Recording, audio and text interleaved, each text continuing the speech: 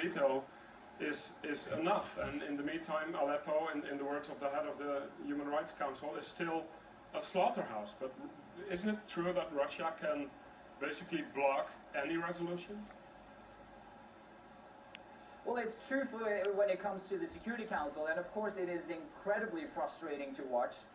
There have been efforts in the last few years to try to create a norm by which parties involved in a conflict that sit on the Security Council do not use their vetoes. And there were many countries and many organizations that were calling on Russia to not use its veto before the last resolution. They still did.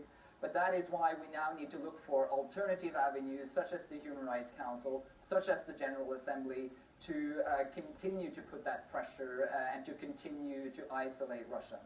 Now, rebels say they are preparing for a large-scale offense to break the siege of Aleppo. How long will this continue, and do you have any idea what such a siege could possibly result in? It is extremely difficult to predict what will happen in Aleppo at this point. We've seen front lines moving back and forth. We've seen the rebel-controlled territory being besieged. Then rebels have been able to break that siege. Then they become besieged again.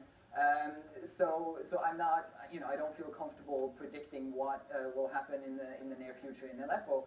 What I do know, though, based on what's been happening in the last few weeks, is that civilians will continue to die, get injured in unlawful airstrikes by Russian and Syrian aircraft in violation of international humanitarian law.